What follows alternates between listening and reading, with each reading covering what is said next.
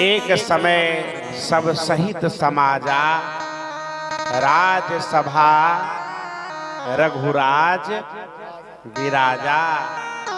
एक बार अयोध्या में राजसभा लगी। राजा दशरथ जी महाराज उस राजसभा में विराजमान थे। जितने राजा आदि थे सभी उस सभा में उपस्थित थे। उसमें कहा जाता है कि हे दशरथ जी महाराज, आपका पुत्र जो राम है ये मंगल का घर है, मंगल का भवन है। इसके स्मरण करने से जीवन में अमंगल का नाश होता है। ऐसे राम जो मंगल के भवन हैं और अमंगल के हरण करने वाले हैं, वो आपके ऊपर द्रवीभूत होकर के आपके यहाँ पे जन्म लिए हैं।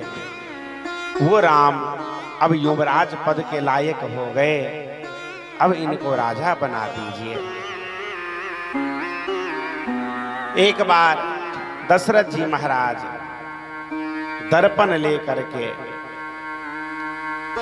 अपने मुकुट सीधा करने के लिए दर्पण मंगाए। तो दर्पण मंगा करके जब मुकुट सीधा किए तो कान के समीप वो एक बाल सफेद देखे। श्रवण समीप भये शीत केसा, श्रवण समीप भये शीत केसा, श्रवण समीप भये शीत केसा, श्रवण समीप भये शीत केसा, मन हो जरठ बनु अस उपदेशा, मन हो जरठ अस उपदेशा, ओ मन हो जरठ बनु अस उपदेशा, मन हो जरठ अस उपदेशा। दशरथ जी महाराज देखे, अरे मेरे कानों के समीप बाल सफेद हो गया, लगता है अब मैं बूढ़ा हो गया। एक संत इस पे बहुत सुंदर बात कहे हैं। कानों के बाल ने कहा कि अरे दशरथ देख, जब तुम बाल थे तब मैं भी बाल था। जब तुम बाल थे तो मैं भी बाल था, लेकिन तुम अब बड़े हो गए तो मैं भी बड़ा हो गया। लेकिन जब तुम बाल थे तब हम काले थे, और आज तुम बड़े हो गए तो हम सफेद हो गए। लेकिन दशरथ तुम अब भी बाल बने हुए हो। अरे दशरथ, अब तो सफेद हो जा, जीवन का चौथापन आ गया, अब भी तुम बाल बने हुए हो।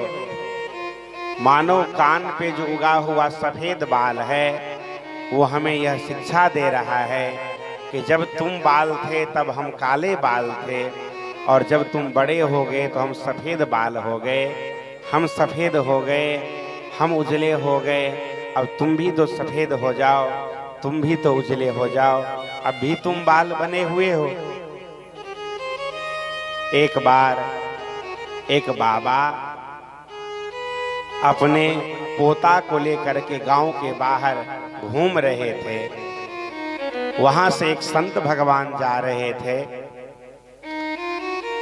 संत भगवान को मार्ग में वह व्यक्ति प्रणाम करके बोला, बाबा जय सिया राम। तो संत भगवान भी बोले जय सिया राम। बोले बाबा बाबा कुछ उपदेश देते हुए जाओ। बोले हम तुमको क्या उपदेश दे, तुम इन बच्चों से उपदेश ले लो, ये छोटे से बालक हैं। बाबा जी ने कहा ये बालक हमें क्या उपदेश देगा, हम बाबा हैं, ये बच्चा है। बोले ये नहीं देखा जाता है कि ये बालक है तुम बड़े हो, अगर वह बालक तुमसे ज्ञान में वृद्ध है, वयोवृद्ध है, तो वो तुमसे बड़ा है। बोले इससे क्या उपदेश ले बाबा? तो महात्मा जी ने कहा कि इस शुद्ध तोतली बोली पे कुछ तो मन में शर्माओ। पोता कहने लगे बाबा अब तो बाबा बन जाओ।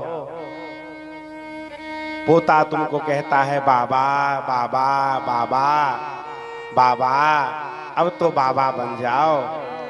अभी भी घर में घुसे हुए रहते हो, अभी तुमको सब कुछ चाहिए घर में ही।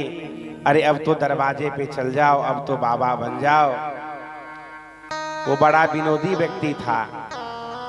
बोला कि बाबा मैं तो बाबा बनना चाहता हूँ, लेकिन जब मैं घर में जाता हूँ ना, तो मेरी बेटी का जो बेटा है वो दौड़ के कहता है नाना नाना नाना। तो मैं सोचता हूँ कि ये अभी कह रहा है नाना नाना नाना, तो मैं सोचता हूँ कि अभी बाबा बनने का उम्र मेरा नहीं आया है, तो मैं इसलिए बाबा नहीं बनता हूँ, जवान बन जाता हूँ। बोले अरे मूर्ख, बहुत गई थोड़ी रही, थोड़ी भी चल जात।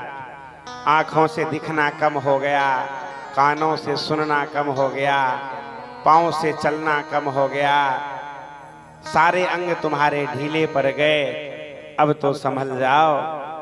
क्या चिता पे जाके संभलोगे?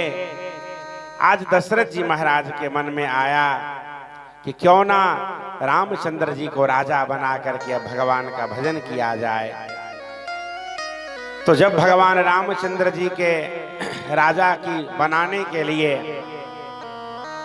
दशरथ जी महाराज मन में सोचे, तो गुरुदेव भगवान से प्रार्थना किए। बोले बहुत सुंदर विचार है। तो दशरथ जी महाराज अपने नगर में घोषणा कर दिए कि रामचंद्र जी को अब हम युवराज पद दे देंगे।